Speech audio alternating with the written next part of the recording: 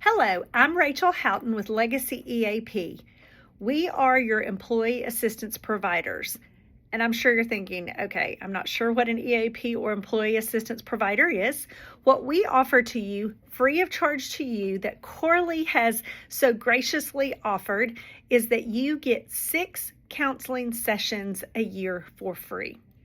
Now then, what that means is if you're having personal issues, it could be stress, it could be grief, it could be anxiety, depression, family issues, kid issues, really kind of any personal life type issues, you get 6 sessions a year with us.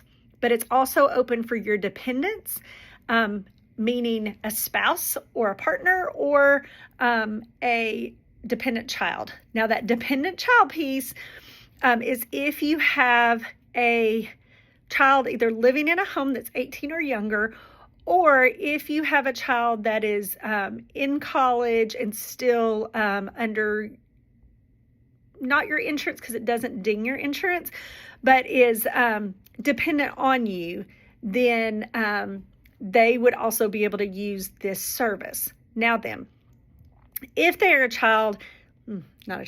if they are your child and they are 26, 27, living in your home but working full-time, or could be working full-time, then that does not count as a dependent. So just wanted you to know the difference there. We get a lot of questions about that. But what I'm here to talk to you about today is drug-free workplace. And with the drug-free workplace, the first thing I want to do is tell you how you get access to EAP services, and if you were to have a drug or alcohol issue, how we can get you in touch with somebody. So the best way to get in touch with us is to call our number at 423-661-5465. Again, it's 423-661-5465. So what I'm going to do at this point is to go over what Corley's policy is for drug-free workplace.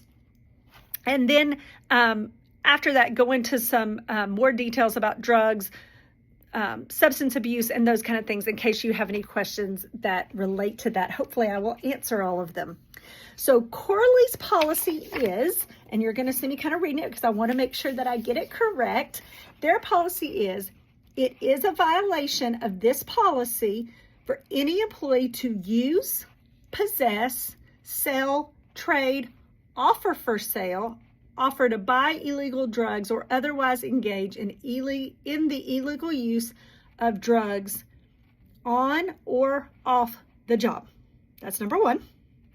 Number two, it is a violation of this policy for any employee to report to work under the influence of or while possessing in his or her body, blood or urine, illegal drugs in any detectable amount. Number three, it is a violation of this policy for any employee to report to work under the influence or impaired by alcohol. Number four, it is a violation of this policy for any employee to use prescription drugs that have not been legally obtained or in a manner or for a purpose other than its prescribed use. However, nothing in this policy precludes the appropriate use of legally prescribed medications. And I'm going to go over what that is and what that looks like in just a little bit. And then number five, violations of this policy are subject to disciplinary action up to and including termination. So that is the policy, but there's a couple of other things within the policy that I want to go over just so that you are clear about what Corley's stand on this is. So one thing you need to know is that the company offers resource information on various means of employee assistance in our community. And that's us. We're your employee assistance provider, but we can also help get you in touch if you were to need to detox, if you needed rehab or any intensive outpatient, anything like that. We can get you those services for drug and alcohol abuse. And employees are encouraged to use this resource, and there is a resource file that's in the main office. And this can be distributed to you in a confidential manner if that is what you need. Now then, any employee reporting to work visibly impaired will be deemed unable to perform required duties and will not be allowed to work. So no, if you come to work impaired in some form or fashion, you will be sent home. Now then, there are several different ways that can get you a drug test. One is for employment. So congratulations, you passed that test or you would not be working for Corley. So that's number one, is pre-employment drug test was run. And that's always going to be, if you work for a company that is a drug-free workplace, that will be number one. Now then, you can also be tested if there is a reasonable suspicion. So that means that if there is some reason that somebody thinks either you have been using, somebody's seen you using, that can get you a drug test. So some of the things are, if somebody has direct observation of substance abuse or alcohol abuse or the symptoms of that on the job, then you can have to have a drug test. Okay. Abnormal conduct or behavior, just I can't talk this afternoon, spasmodic behavior while on the job could also get you a drug test.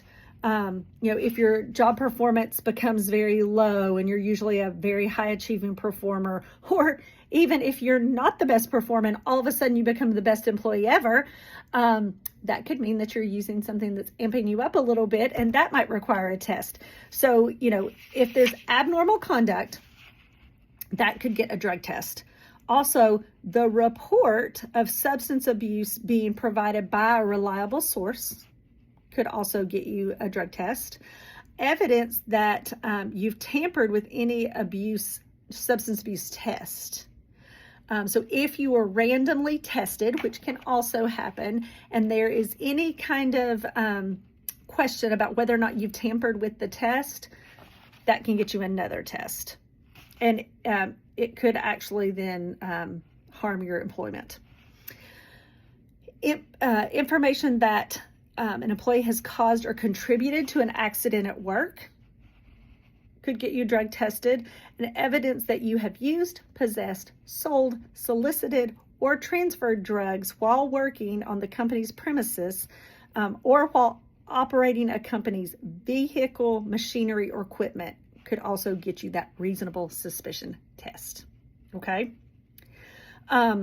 If you have an on-the-job injury, that automatically is going to get you tested when you go to the hospital.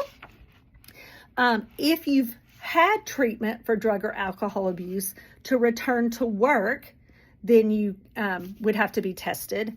And then there's just the routine fitness for duty testing that the company requires you to submit to a drug or alcohol test routinely. And that's kind of that random that I was talking about, random testing. That's what that is. And it's required by law. So that's why you would have to be tested. So just because you may get called in and asked to be tested doesn't mean that it's reasonable suspicion. It may just mean that you won what we call the P lottery, and it's your turn to have to be tested. So now then, if you refuse to submit to the test, it could mean a disciplinary action up to termination. So just know that the company has a right to test you because they are part of the drug-free workplace with the government, which what that means is when you are a drug-free workplace, it is a federal regulation that you fall under, and part of the benefit of doing this, besides wanting to keep their employees safe and healthy, it also gives you a reduction in your workman's comp claims annually. So you watching this video meets that requirement. So that's why you're even having to watch this at this point. I'm hoping to keep it a little entertaining. But also that if you were tested and they tell you failed, you can, you will get a form where you've been tested and it'll have a phone number on it, and you can actually call the medical personnel that did the testing, the medical reviewers, what it's called, and they can explain the results to you better, and you can explain yourself to them. So there is that option if that were to happen. Now then, when it comes to just Corley, and what their rules and regulations are, I also want you to know, I want you to always have all the facts. So I want you to know what they are testing for is actually an 11-panel test, and they test for amphetamines, cocaine, marijuana, opiates, PCP, barbiturates, benzodiazepines, propoxyphene, methadone, methaqualone, or pH and nitrates, plus also then alcohol. So those are the things that as a Corley employee, you are going to be tested for. Now then, there's some caveats and some things that I just want to go over with you as the drug-free workplace person, so that you know all the facts of what could get you tested, what could cause you to fail, some of those kind of things. So the big one right now that I hear all the time is CBD. So with CBD, if you are taking gummies, if you are rubbing lotion on you, which would be THC, CBD, like I don't know how you want to characterize it. It's the same, okay? So you may say, no, Rachel, I'm doing CBD and it's not THC.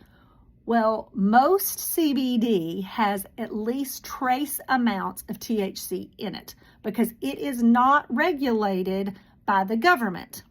So let me explain to you how it works in your system.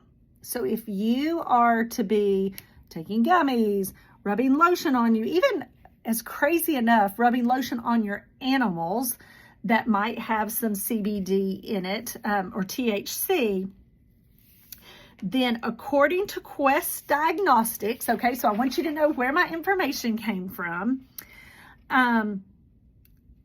because CBD is not regulated by the FDA, it can contain THC, which is the compound in marijuana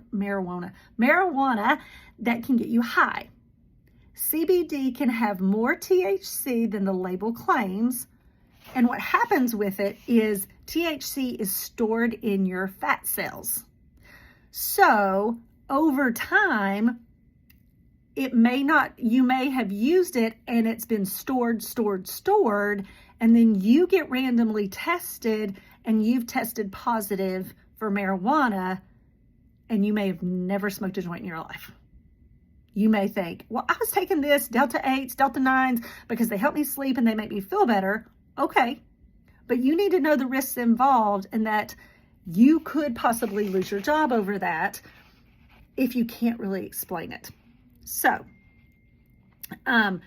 what I want you to also know is when it says it's stored in your fat cells, having more fat cells, so if you are a larger person, that does not mean that you're necessarily going to test positive. It's the smaller people with more concentrated fat cells just in a smaller area that actually is more likely to test positive. So just know that. All the states, with the exception of Georgia and Virginia, have a regulation cutoff of THC at 0.3% in CBD. Georgia and Virginia have the cutoff of 5%. That means that the levels are high enough to cause impairment and fail a drug test. So just know that be careful when you're using CBD, if you're vaping it, if you're taking pills, gummies, whatever that might be, because that could possibly get you a failed drug test. So I think that's important. Now then, I want you to know just a few things about drugs and alcohol, because it's important for you to understand why drug-free workplace is important. The thing that I think about the most is, for me personally, I want to work in a drug-free workplace because I don't want to be worried about the person next to me. because I care about people and I don't want anything happening to them. But also, when you're working with machinery or driving a company vehicle or doing anything like that, a workplace accident is very likely to happen if you're working with someone who uses. And so, we want to be as safe as possible, and we don't want to hurt anyone around us or ourselves. So, when you look at the disease model for addiction for alcohol or drugs, the disease model looks at substance use disorder as a medical condition, similar to a medical illness. So it means you don't ask or choose to have the condition, but there are helpful and productive ways to respond to the addiction. Because what happens with substance abuse disorder is it messes with the brain. It changes the chemistry of the brain, and so that's why it's a medical condition. So you want to know what a drug is. A drug is a medicine or other substance which has a physiological effect when ingested or otherwise introduced to the body. So you put it in your body and it does something to you. That's a drug. Now then, again, we have good drugs. Not all drugs are bad. I have high blood pressure. You want me to have my lisinopril that I take because it keeps my blood pressure down and it keeps me feeling good. If not, my head hurts really bad and I end up having to go to bed. We don't want that. So, there are positive and negative drugs. Something and often an illegal substance that can cause addiction, habitual, or marked change in consciousness. That's another definition for drug. And drugs that we're talking about are amphetamines, cannabinoids, cocaine, PCP, methadone, methaqualone, opiates, barbiturates, benzodiazepines, propoxyphene, or a metabolite of any such substance. So the ones that I mentioned before are all drugs that we worry about. Now then, when we look at alcohol, it is an intoxicating agent in fermented and distilled liquors. That is the definition. But it just depends on how much of it you drink and the legal limits and those kind of things of what it does to you. Now then, other definitions of some drugs are there's non-prescription medication, which is a drug or medication authorized by federal or state law for general distribution without a prescription in the treatment of human disease, ailments, injuries. These are things like aspirin, Tylenol. Your over-the-counter medications are your non-prescription medications. Prescription medications are a drug or medication that lawfully is prescribed by a doctor for you to take in accordance to the prescription. So this is where, when you're drug tested, if you are taking too much of your prescription, or if you are taking someone else's prescription, it's going to show up in your test. So when you are drug tested, they are going to ask you what medications you're on at the time. And you may write, like for me, it's lisinopril. That's all I take. But let's say I took lisinopril and I had the flu and I had taken some over-the-counter, like Robitussin or something. If I have taken that Robitussin like I'm supposed to, okay, they might see it in my system, but they're going to say that is an over-the-counter amount. They know in nanoliters what you should be taking. If they see that it is way over the limit, they're going to know that I took that over-the-counter medication wrong, probably to get high if I drank the whole bottle.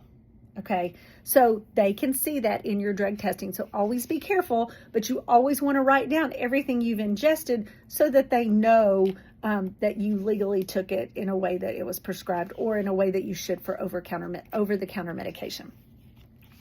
So what is drug abuse? It's the habitual taking of addictive or illegal drugs.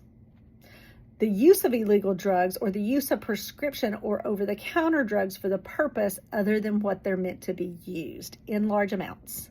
So this drug abuse may lead to social, physical, emotion, or job-related problems, which is why we look at them.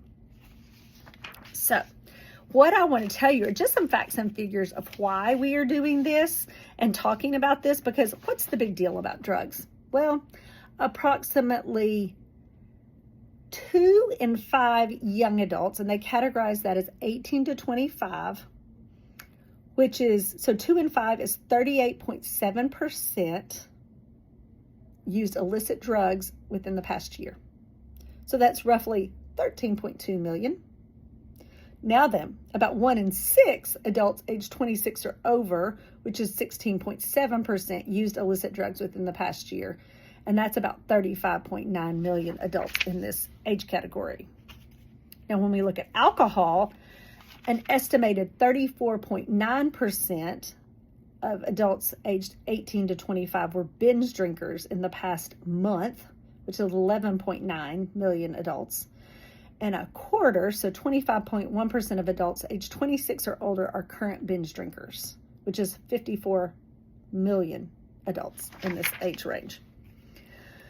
So you think, okay, alcohol's legal. What's the big deal? Why is it a big deal to drink it? Well, if you're doing it the right way and you don't have a problem with it, and then nothing. But let me tell you how alcohol and drugs can influence your central nervous system. So behaviorally, it can slow your reaction time, impair your coordination, make you irritable or excessive talking, limited attention span, lack of energy, decreased memory, and poor motivation. Emotionally, it can make you aggressive, anxious, depressed, paranoid, and in denial. Physically, it can give you poor attendance or poor quality of output of work, poor employee-customer relations, so you might withdraw from your responsibilities and other employees, missed deadlines, mistakes, or excessive movement, or even falling asleep on the job. If you abuse alcohol or drugs, some of the dangers are a higher risk of heart attack and stroke, higher risk of cancers, higher risk of an early death, shortening your life by almost 30 years, or higher risk of sexually transmitted infections. Plus, also, there's a higher risk of accidents and injuries, higher risk of infections and diseases, and imprisonment and jail time. So, here's a few more statistics. According to OSHA, 12.9 million, which was 74.8% of illicit drug users, are employed.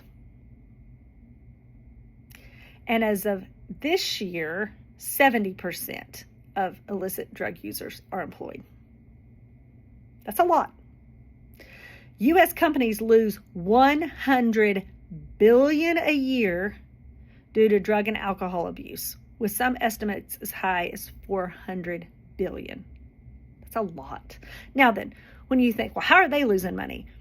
Well, if you have to be off work because you have used drugs, or if you have to go into rehab, or you have other medical conditions, or you've been in an accident, all of that costs the workplace money because you're not there.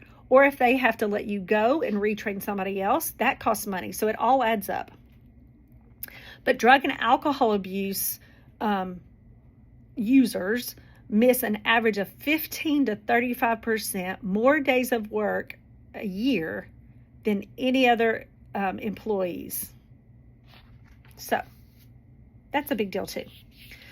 Some other effects on the workplace is tardiness, poor quality of work and mistakes, lower morale and physical well-being of the employee and coworkers, disciplinary procedures.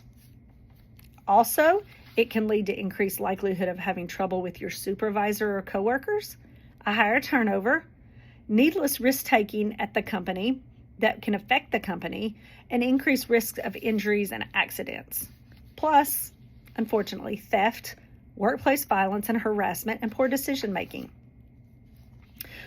So the last thing I want to go over, that was employee related, but the last thing I want to go over is what some of the, all of the drugs are, what some of their commercial names are and street names, so that these would all be prescription drugs that you could be using, and these are ones that they're going to check for when they drug test you. So one that I mentioned is barbiturates. The commercial names are amytal, nimbutal, seconal, or phenobarbital. That phenobarbital is a lot of times used for seizures. The street names would be barbs, reds, yellows, yellow jackets. So that's a barbiturate, and it's a depressant, which means it's going to make you feel lower, not higher, if that makes sense. A lot of times people use depressants to sleep. Benzodiazepines, which I mentioned, those commercial names are Ativan, Halcyon, Librium, Valium, Xanax, and Klonopin. And Ativan, Valium, Xanax, and Klonopin are all several that help people with anxiety. And when prescribed to you, works amazing. When not prescribed to you and you're overusing it, or if it's prescribed and you're overusing it, then we can have a problem. But they are ones that usually are going to help you sleep. And like I said, lower the anxiety. Street names are sleeping pills, downers, candy. Some sleep medications that are actually for sleep, Ambien, Sonesta, Lunesta, Sonata. Those don't have street names. Those are just sleep agents. Codeine, which would be Robitussin, Tylenol with codeine, Empyrean with codeine. Those will all be opioid and a morphine derivative. So these are things that, again, are downers. Fentanyl and analogs, and those are not good. Fentanyl, we've heard horrible things about. And fentanyl, even if you just touch it, at certain points could kill you. Methadone, the commercial names for that are Methadose and Dolophine.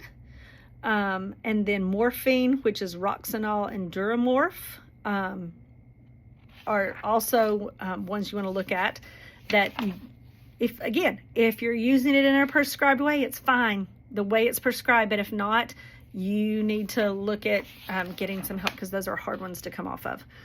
And then for stimulants, which is an upper, which is going to make you high, and instead of making you sleep and those kind of things, sometimes when people take these medicines, they don't sleep for days, would be Adderall, which is for ADD, ADHD. And again, if you're taking it as prescribed, man, it can help you focus, and it can really be a lifesaver for someone with ADD, ADHD. But if you take it wrong, it's going to hype you up and could get you fired from your job. It's a type of speed, is really what it is. Biphetamine and dexedrine and Adderall are all types of that.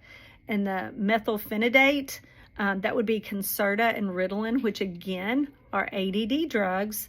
But they are ones that if you take as prescribed, great. If you take too much of it or take someone else's, it's not okay. So let me go over one more time, because I just went over several things, but I want to hone in on the prescription medications. When it comes to using those, if you use them the way they are prescribed for you, you're going to be fine. If you take more than prescribed and you get drug tested, you're going to have to deal with the company on that. There will be some kind of punishment. I shouldn't say punishment. That's really not the right thing. But, there will be a reprimand of some sort for that could mean leading up to termination. So there's that. Now then, the other thing is if you use someone else's prescription drug, that's not okay either. And I'm telling you, it's common and people don't think anything about it. But next time, if this were to happen to you, you need to think through it. So the best example I have is that years ago, I was having some back problems. I was doing a lot of running and my back was killing me. And I was putting off going to the doctor. I was taking some Tylenol, trying to do rest and ice and all of those kind of things. And my mother says to me, Rachel, I've got an anti-inflammatory. I've got a prescription for some back medicine. You just need to take that. Well, for half a second you go, but then it's, no, absolutely not. Not my prescription. I don't want to lose my job, and it would be just my luck that I would do something like that to try to just take a muscle relaxer and make my back feel better, and then I would lose my job, and it would be really embarrassing because I'm the drug-free workplace person and the counselor. So the answer is absolutely not. If you have a problem and you need medicine, go to the doctor and get it. If you truly have some kind of problem, they want to help you, and that's what they're there for. But they want to do it in the right way and in the legal way. So just remember that. I know I've thrown a lot at you today in a short amount of time, but the bottom line is Corley cares about you. They want you to have a safe and healthy working environment. And so if you are worried about a coworker, tell somebody. Let them know that you've got some concerns, because the best and most wonderful thing that you could actually do for somebody, even though it doesn't feel like it at the time, is to get them some help so that they can live a long and productive and happy life. So it's never a bad thing to do what's right for somebody and to let the company know that somebody's struggling. But also, if you're the one struggling, don't hesitate to reach out and let somebody know confidentially. You can, again, call our number and I can work with you on it. It's 423-661-5465. Or, again, let somebody in HR know and they will put you in touch with us and we can help you. We've got lots of resources to do that. Thank you for listening today. If you have any questions, concerns, feel free to reach out and I'll be happy to answer those. Have a safe and happy, healthy afternoon.